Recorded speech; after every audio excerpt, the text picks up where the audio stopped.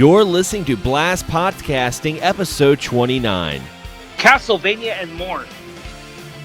What's going on, everyone, and welcome back to another episode of Blast Podcasting. It's me, Xander, and I'm joined with... Anthony. How's it going, Anthony? It's been a while. It's been a while, but let me tell you what July has been. It's been nothing but a fucking orgasm of goddamn games. Especially on the Switch. It's just like, boom! Yeah, it's been quite an interesting month, to say the least. And, before we started recording, I did show you something I had gotten in the mail. And I actually have a very funny story about it, because I got R-Type Final 2 from Amazon. Mm-hmm. It was funny because I paid the $30, and I thought I was just going to get the vanilla game. I was just going to get the game. But I ended up getting the Flight Edition, which came with the art book and the soundtrack. It came in a bigger box. I was like, whoa. Did it come with the DLC?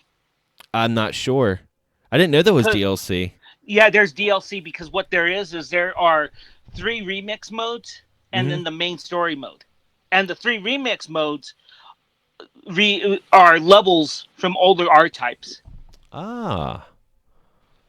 I know I've just been in a really big R-Type mood lately, so I was like, man, I really wanted to play it. And I like it so far. It's hard as shit, though. I'll admit it. It is a difficult game. It is. But you know what? It is. I don't know why, but it got shitted on. Probably because it was hard. I don't know why. It's weird, and then it's a good game though, man. Yeah. And what about? I mean, we've got something else coming out this week that I'm excited for. Darius EX Burst. Oh yeah. Now I think that's been out on PS4 for a while, but yeah, I know it's coming to Switch. And speaking of shooters, I got the Cotton reboot. Same here. The other day too, and it's really good. I mean, here's the thing about the Cotton reboot is it's not reinventing the wheel. Like it's just an actual reboot of the first Cotton, which isn't a bad thing. No, it's fun though, and I never played Cotton. Oh, it's so good. It's one of my favorite shooters. Yeah, I had never played it before though. This reboot, I have enjoyed it, and I love the element, the mechanics with like the crystals, and you hit the crystals, and they basically power you up. Mm-hmm. Just so many unique mechanics. And I've been going through so much shit personally. I was like, you know what? I want to get myself a nice. Thick, grindy RPG. So I got the HD remaster for Nocturne. Ooh, if you're in for a good, nice, grindy RPG, there you go.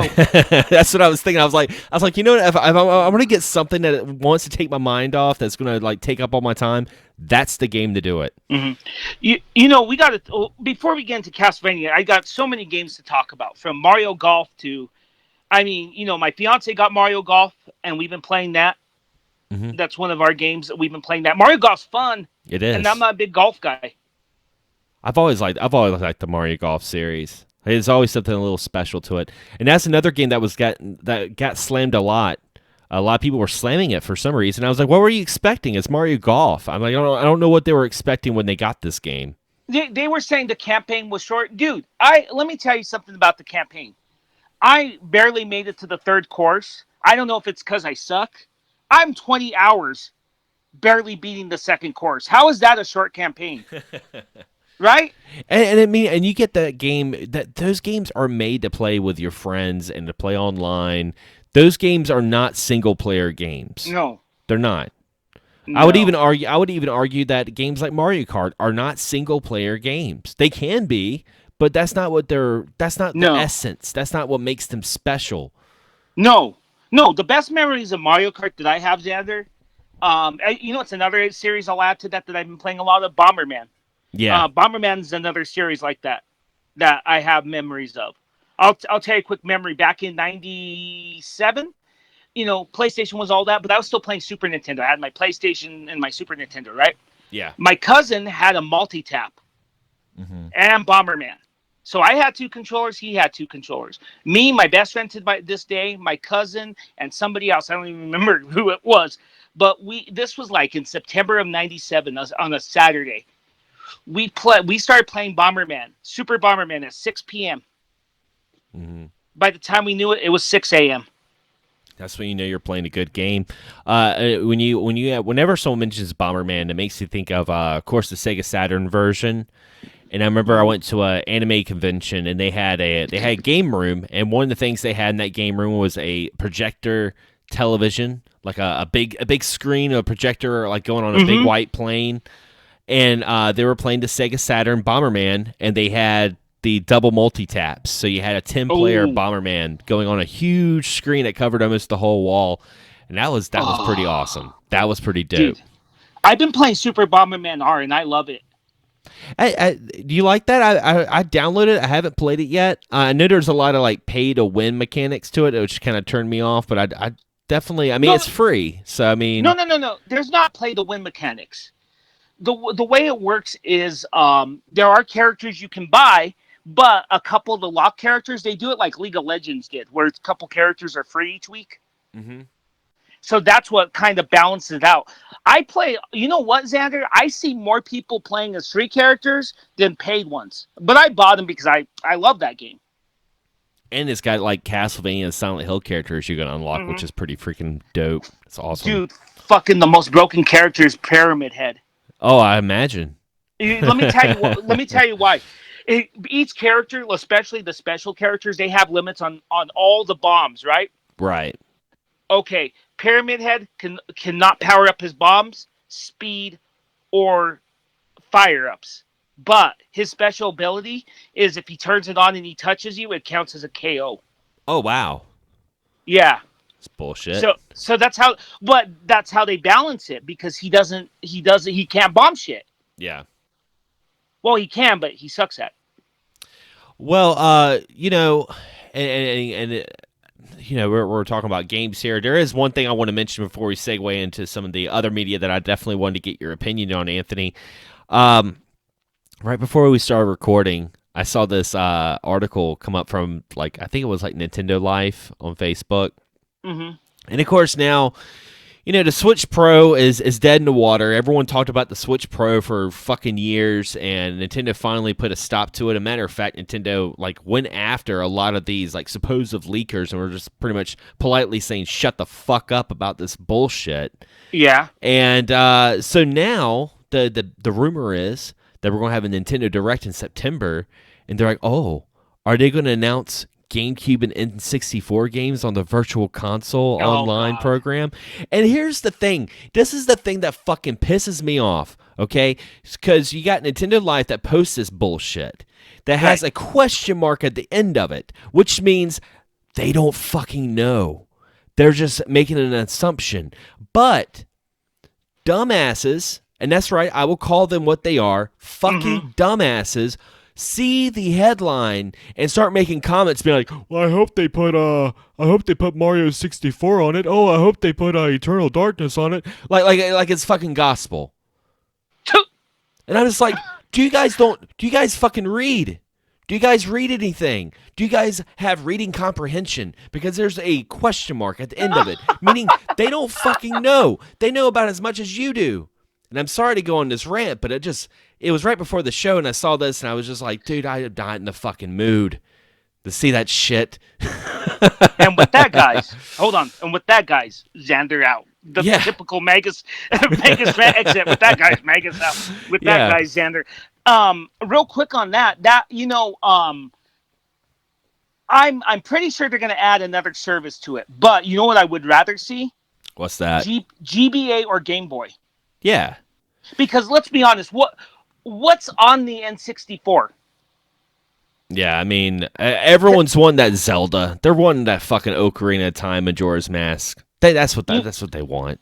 You know what I can do, Xander? I have a 3DS. I can go play it like now. So yeah, I got a Wii U. You can play it on Wii U, and you can play it on emulation. And okay, you just sparked up another Xander rant. Okay. Why are people wanting fucking GameCube and N64 games on this online service when they spend every fucking moment that a game's announced to complain about the lineups that are coming out for a $20 service that they're already fucking paying for to play online games? I'm sorry, I don't know anyone off the top of their head who pays $20 for the Switch Online to play fucking retro games. They're paying for the online service. These games that get announced and put out are just like little like, oh, this is kind of cool sort of thing. But it seems like every fucking time they put out a game, someone's got to complain about it because it's not Earthbound, it's not Chrono Trigger, it's not Mario RPG, it's not fucking Spot. I don't fucking know. It's what they don't want. So they complain about it. And it's just like, you can play these games other ways. You don't have to spend the $20 for Switch Online. If that's your way of one day playing Earthbound, I feel sorry for you. Yeah, I don't understand that. That I hate when people complain about it. Couple things. One, Chrono Trigger will never, ever be on that service. Because you know why? Square Enix will release that game separately. Yeah. If they ever decide to put on the Switch. Final Fantasy VI, the same fucking thing. I mean, what are they doing now? What are they doing fucking now on mobile and Steam? You have to buy those games individually. Yeah. Right? Okay, as for Earthbound, I am so sick of people asking for, overrated, Earthbound. And, dude, that is the most... Look, the problem with Earthbound, and let me make it quick. People are blinded by the fucking story to that game. Yes, the story is pretty fucking cool, but goddamn, that gameplay mechanics are archaic as fuck. And before someone says, that game came out in 95, fuck you, dude. That game was archaic in 1995. Yeah. You think about it, when that game came out, we had Final Fantasy IV, we had Chrono Trigger, we had Secret of Evermore, we had Illusion of Gaia, we had all these other RPGs. We had Breath of the Fire. Yeah, and they had better inventory systems instead of this bullshit. Like with Jeff. Jeff was such a pain in the ass to manage. Remember? Because all his special abilities were based off of items. Man, we're starting this podcast up right, aren't we? Yeah, we are. But I'm just saying, quit asking for Earthbound. The only one that I wish, but I'm not gonna go cry about it, is Super Mario RPG. Now we got some new games, and that Claymates is pretty fun. Yeah. I mean, they put little gems, Yeah, whenever they make the announcements, honestly, it doesn't bother me. Like, for some reason, people they'll make videos about it, and they'll be like crying about it. And I'm just like, I don't care. I have a Raspberry Pi. I can play any of these fucking games I want. I didn't pay the $20 a year in hoping that Nintendo would gracefully give me a game that I really want. That's crazy. You know what's crazy is I play that service a lot. I've invested 100 and some hours in them, in the Nintendo. But I'll tell you this, Xander, there's plenty of good shit on there. You can't tell me possibly that you played all those games. I know, right? There. And that's another thing. You can't tell me you've played. There is on record without these SP editions, 110 games on that service combined with Super Nintendo and NES. You cannot fucking tell me you've played every game on there and you're bored of it. Yeah. I'm just saying. Well, like I said, that's why I'm like, if they release GameCube, Game Boy Advance, whatever they announce or whatever they put it out, if they do it, I don't even know why people are getting that excited, because they're just going to be bitching when the lineup comes out. They're just going to be upset because they can't play fucking Shadow the Hedgehog on the fucking GameCube on their fucking Nintendo Switch. You know what I heard someone complaining about, dude? What's that? I saw the stupidest comment. Where's Streets of Rage 1, 2, and 3? On the Sega Collection? I told them that, but someone was complaining that not being on the Super Nintendo. You don't even know what the fuck you're talking about now. Jeez. Right? Well, okay. Let's get into some before we get into Castlevania. Anthony, you want to talk a little bit about He-Man? Yeah, talk about a rant. About it. I'm not gonna spoil it, but fucking, I like Kevin Smith, but fuck him on this. Fuck him on this. He has screwed up He-Man so much that is now the Tila show. Well, see, here's my thing about the He-Man, okay? Because I watched it, and I'll admit, I never really watched the He-Man cartoon that much growing up. I watched a couple episodes. I had a couple of the toys, but I was never like into He-Man like some folks. But I'll say this: I think the biggest problem with this show is not so much Kevin Smith, it's fucking Netflix. And this is why I say it, because I really think that Kevin Smith has made more to this show than what we saw, but because of Netflix cutting their seasons into quarter chunks to keep their subscribers, they ended it in such a fucking terrible note. Yeah. And long-term fans are kind of like, okay, well, this has fucked everything up. But I think when we get that second quarter, I think there's going to be some redemption in there. Now, I'm not just saying that because I'm like a Kevin Smith fan, because I'm not really that big into Kevin Smith either. But I feel like that this was like just done wrong. If that makes any sense. I feel like this was just done wrong. I am a hardcore He-Man fan. I'm going to give you a challenge. Okay, can you, if you have the time, between now and the next time we record, real quick. It's on Netflix, not Netflix. It's on YouTube. Go watch the first 4 episodes of He-Man 2002. Oh, see, I heard that was really good, dude. He-Man 2002 is one of the best animated series ever made, in my opinion. Here's the problem with it, though. Cartoon Network cut it short. Yeah, kind of like what they did with Thundercats. Yeah, but it was such a good reboot, and you got to watch it. It is really, really fucking good, and it really, what it did was, I've been a long-term He-Man since I was a little kid. Okay, I'm 38, so I grew up in the 80s, right? Mm-hmm. Somewhat in the 80s, I guess. I kind of remember the 80s, but anyway, the point I'm trying to make, Xander, is that I grew up watching the original, and then if you want another great He-Man story, read the 2012 DC Comics series. Oh yeah. Yeah, and that series has a beginning, middle, and end. And in fact, it has the same premise as the Kevin Smith series, but does it way better, with Teela getting everyone back together. Yeah. But it's done better. So my point is that there is better He-Man media out there than this. And like I said, if you get a chance, watch He-Man 2002. Yeah, I'll definitely check it out. I heard that was a really good show. Like I said though, I mean, I know a lot of people. I mean, that was the hot topic this week on social media, was the whole He-Man debacle. You had a lot of people like getting pretty spicy about that take. And I'll say this, though. I want to give it some time. And the reason why I want to say I want to give it some time is because this goes into our main topic. That's the season finale, or series finale, even though there's going to be a spinoff coming right around the corner, of Castlevania on Netflix. Yep. Okay, now we've done a review on every season since we started this show.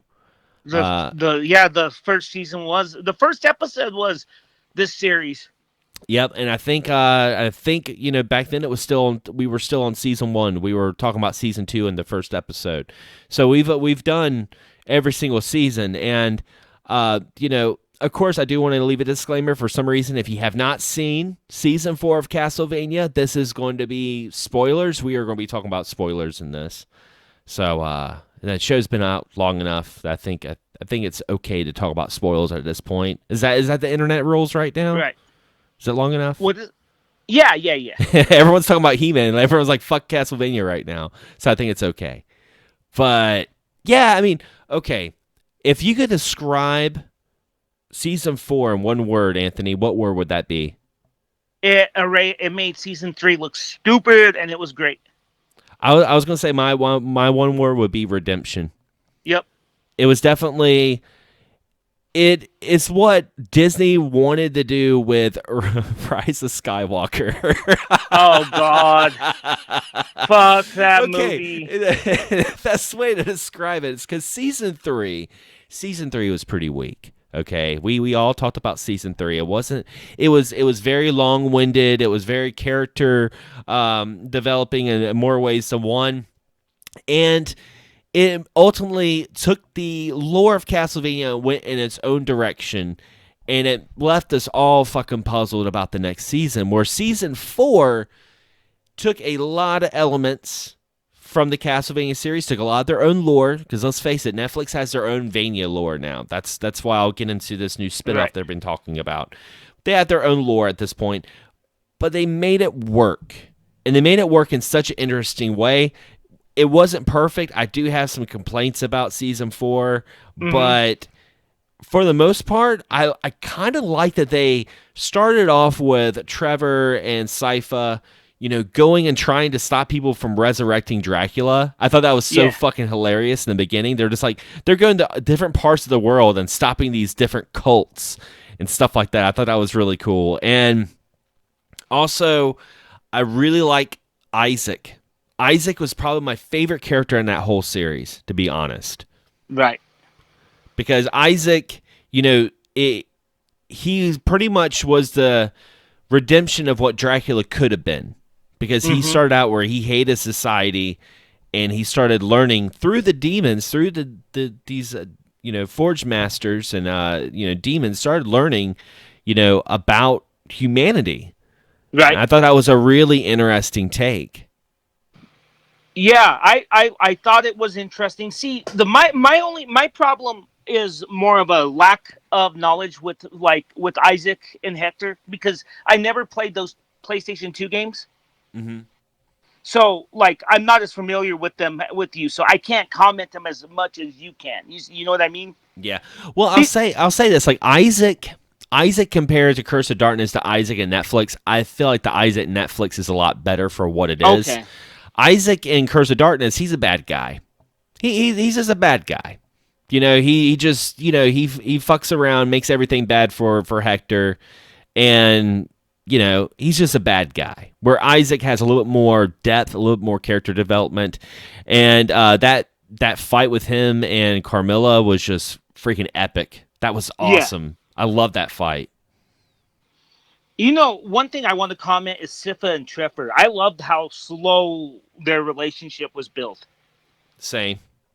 I mean, it wasn't fast. When did they? I forgot, when did they finally sleep together? Was it season 3, 4? I don't remember. I think it was season 3.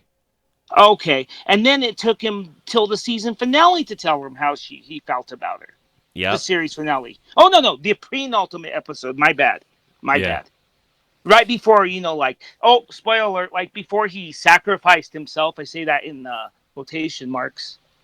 Yeah, and here's the thing too is they had to have a new bad guy, because they for some reason they kind of pinned themselves in a corner with Dracula's character. So what better character to bring back or to bring into the fold than Death himself, which I thought was a really interesting thing, because Death was always like the right-hand man to Dracula, where Death is almost above Dracula in this one. It's really interesting, and I love the plot twist with Varney. Yeah. Which was, what was funny? It was Varney. The name Varney is actually from old vampire lore. Before, Bram Stoker wrote Count Dracula, you had Varney the Vampire. And Varney the Vampire is old English literature. So when I heard that his name was Varney, I'm like, oh, that's a nice little Easter egg right there. Mm-hmm. That is pretty cool. They did a lot of good little things with that, I think. Yeah. And the whole very end of it, where everything kind of ties together with Saint Germain, with the Infinite Corridor.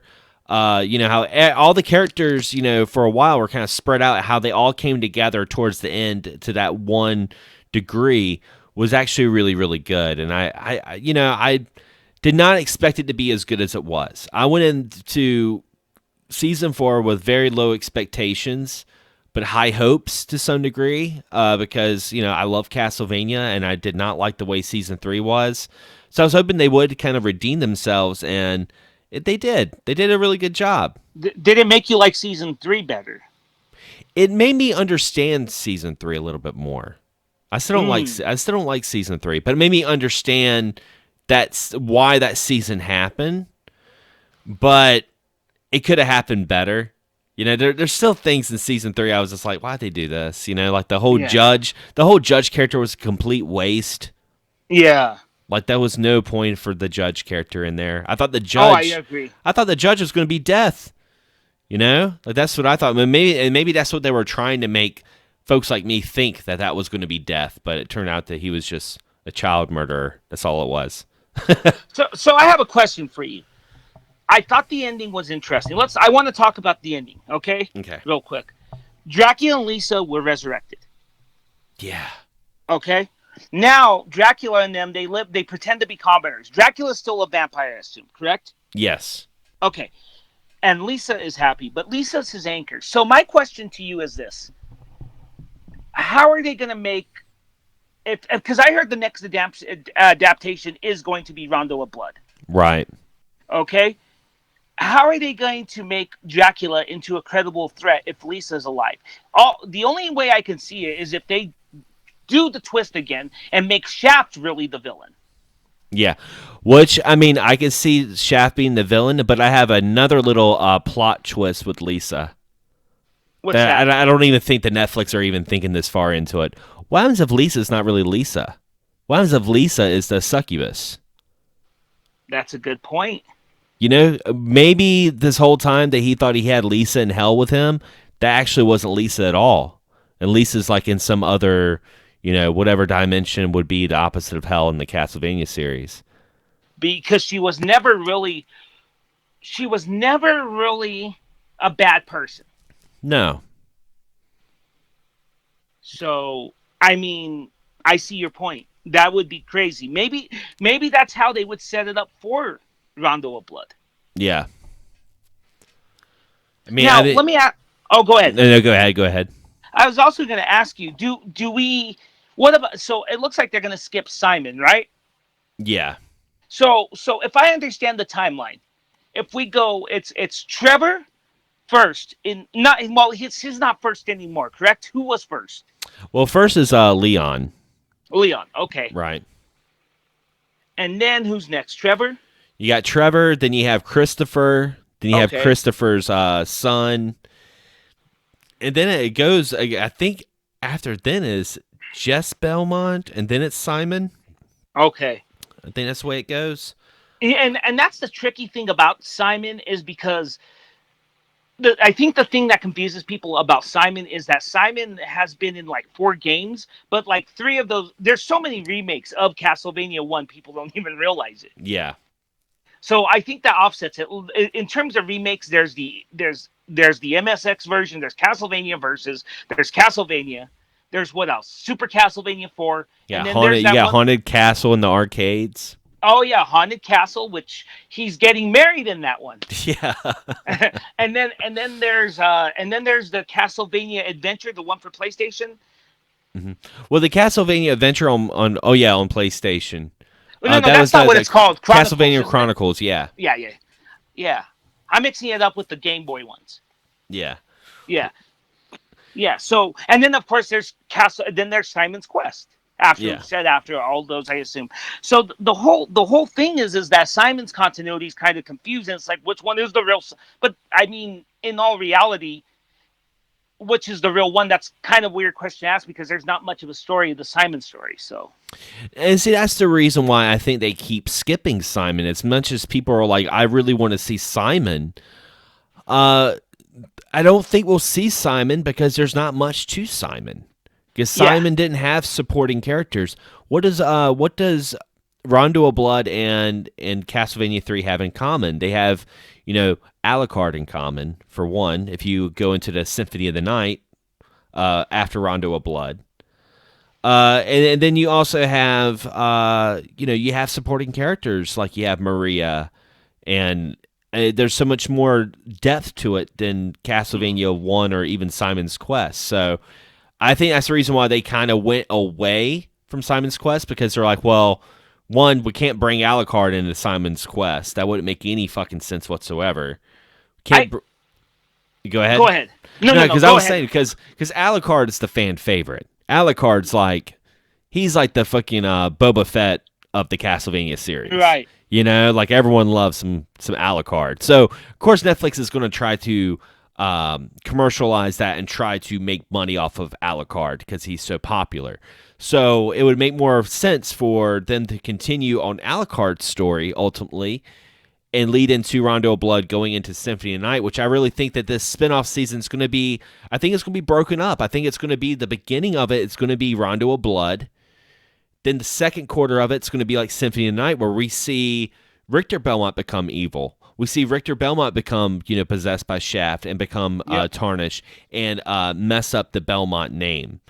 Yeah. So I think there's a lot more depth than, a barbarian guy named Simon who kills Dracula and oops, he gets cursed and has to find his body parts of Dracula to release the curse. Going back to that, to what they do, isn't it interesting too? One thing I've always found interesting about Castlevania in general too is after Symphony, the Belmont line is pretty much disappeared. Yeah. In a sense. I mean, a lot of those games are great. I mean, you got I can't even think of it. Not Portrait of Ruin's one of them. What's the other one? You have Order of Ecclesia. Dawn of Sorrow, Aria of Sorrow. I mean, the only other one that has a Belmont in that kind of atmosphere is Harmony of Dissonance. And Aria of Sorrow. Yeah, but even then, like, he's a side guy. Like, even a Julius Belmont totally defeats Dracula in the Lunar Eclipse. He's a side guy. Yep. And it hasn't Konami stated that Bram Stoker's Dracula is part of the canon? Yes. And the reason why is because of Quincy Morris. Yep, that's right. Because he's Quincy Morris is an offshoot of the Belmont clan, which we saw with Portrait of Ruin, and we saw with Bloodlines on the Sega Genesis. We really need to see more games from Castlevania, and here's my suggestion about it, and then we'll get back to the show. You just got me on the tangent. I'm sorry. No, you're good. You're good. But what we need to do is Konami needs to outsource it to a company that is proven. Okay? I'll tell you a company that I would recommend for them to outsource Castlevania to. I know everyone's going to be like, Igarashi. No, not Igarashi. Oh, they could. I wouldn't be against that, right? Right. But I would say they should give it to Way Forward. Which, I mean, they kind of done in the past. Yeah. Oh, they did. Yeah, with the Castlevania Adventure Rebirth on the WiiWare, which is a great game. Way Forward is a company that pretty much every game I played from them, I've enjoyed. The only game that I think their weakest is the DuckTales remake. Yeah. Not because of the cutscenes, but that's a whole other story for another day. But I mean, you look at Contra 4, that game does not get the recognition it does. So if they can do what they did with Contra 4, imagine what they can do with Castlevania. Oh yeah, I think Way Forward would be a great company to take up the helm of Castlevania. And if you wanted to go into the 3D Castlevania world, FromSoft. Yeah. The folks behind Dark Souls had to make a Castlevania. And to be fair, Mercury Steam, I know they did the Lords of Darkness, and I'm a fan of Lords of Darkness. I'm like the one person who likes it, but it wasn't bad. The second one was doo-doo. Yeah, I never played the second one, but the first one was good. But Mercury Steam, let's give them credit because Mercury Steam, they did that great DS game, remember? Yeah, Mirrors of Fate, which was pretty good. Yeah, that's a good one. And then now, who are they helping? What company are they helping with a Metroidvania game right now with? Good old Nintendo doing that Metroid Dread. Yep. They have proven themselves. So that's another company I wouldn't mind Konami going to. Because it's to the point where it's okay to outsource your games. I mean, this is not the Philips CDI, folks. Yeah. So, just saying. And I mean, like we've had some great games that were outsourced. I mean, a matter of fact, I mean, Breath of the Wild is outsourced. Yep, to the folks that do the Xenogear, the Xenogear Chronicles. Yeah. And then you also have, Smash Brothers been outsourced to Namco Bandai. Yep. So. And of course, and that's not even the first time Zelda's been outsourced. I mean, we had Zelda outsourced with Oracle of Seasons and Ages and Minish Cap. Those are Capcom games. I've been tempted to play those real quick on a side note. Should I? Yes. Okay. But then again, I would say wait, because there's of course rumors that they might be making remakes of those too. uh, you know, God, there's so much I want to talk about, like Skyward Sword. I even got Neo, the world, the new Ace Attorney. I got so much shit. But next week, can I propose something? Can we just talk about games next week? I know Oh you do yeah, that on XS, but we don't talk about news game headlines. We just talk about what we play. yeah. All Yeah. right, Okay. we can do that because I know we are running kind of short on time because we're doing this episode in between my job. I was like, I got a break coming up. Let's go do a podcast. But yeah, with Castlevania, I think they did a really good job with it. Not He-Man, but then again, you could be right. I just again remember I'm coming from a long-term He-Man fan, so Yeah. I might be more jaded than you are. That's something I take in consideration too. That's why, like, when I hear people complain about He-Man, I don't take it I mean, for one, I should never take the shit personally anyway. No one should take the shit personally. But it gets pretty rough out there in the internet nerdy world. People get really upset about this kind of shit.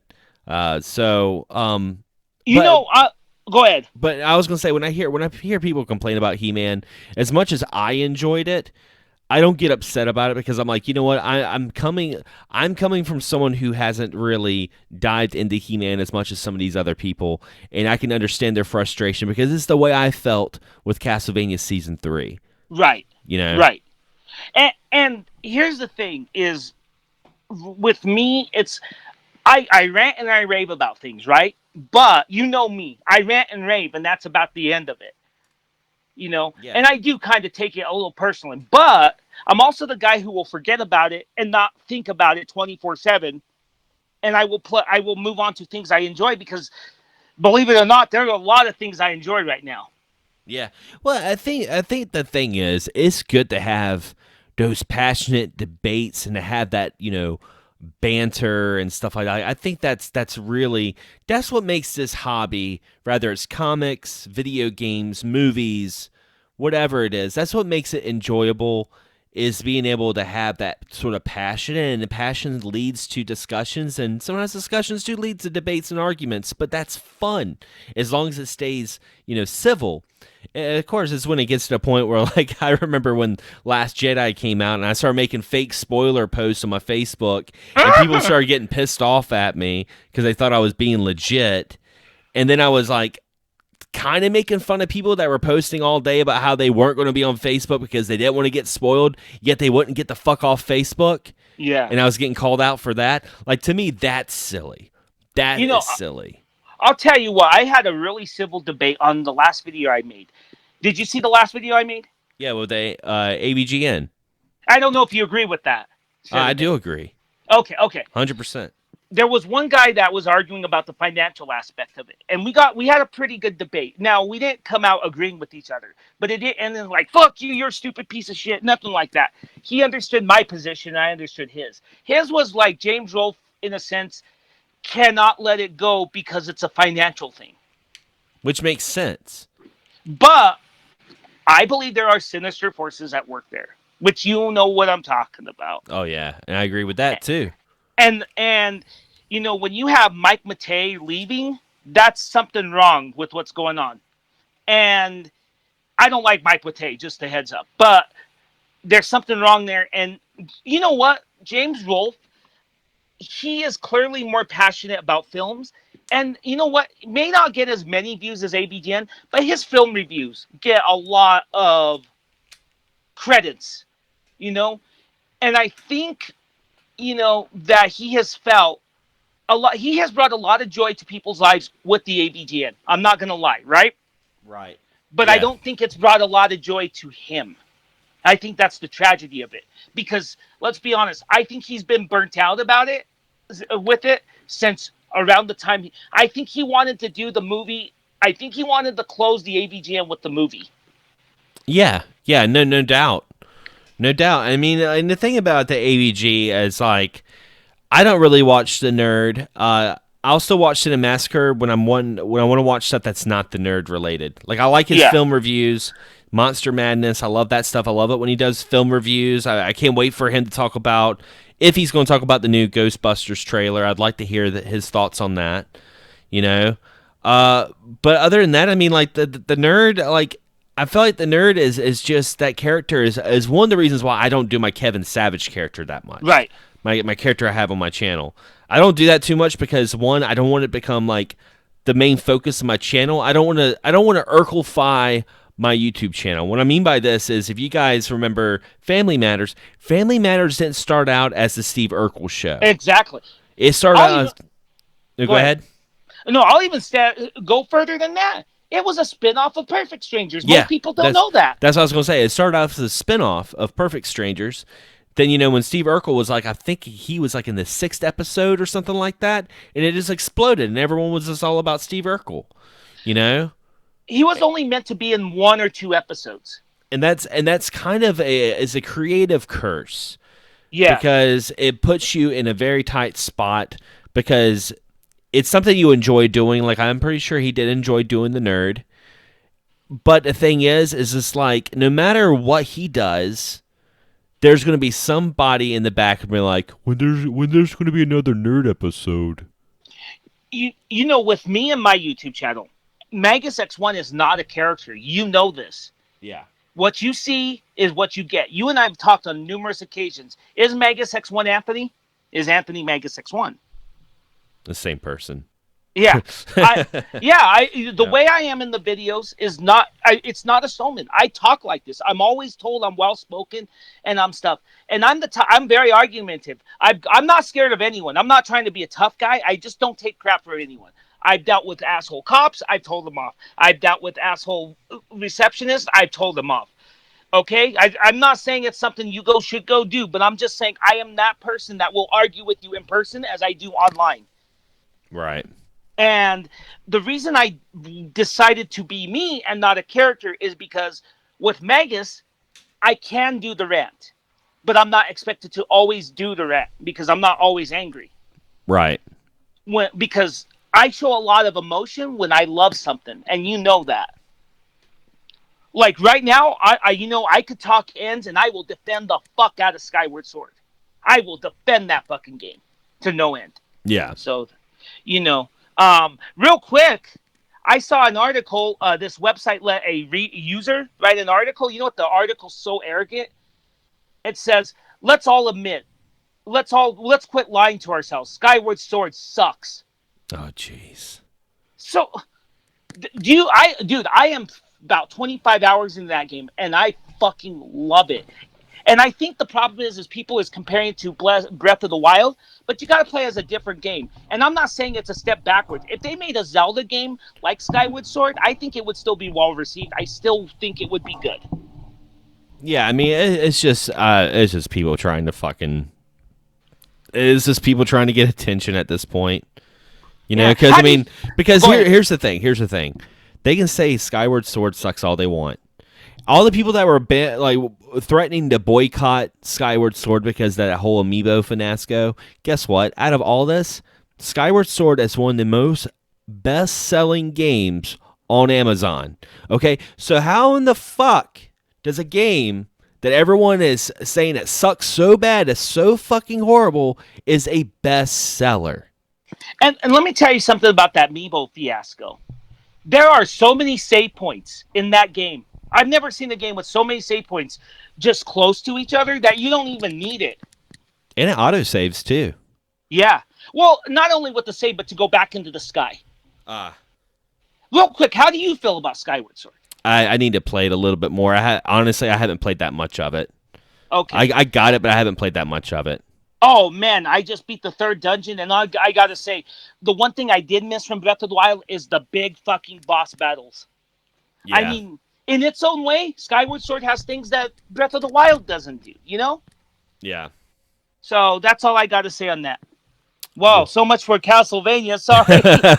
Well, this episode was called Castlevania More. I mean, we hadn't done an episode in a while, so we had a lot to talk about.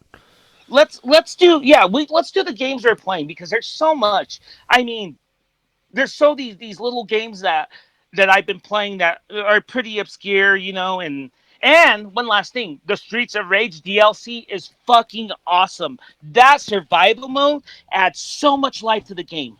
Yeah, I'll have to check that out. And one other thing too, dude.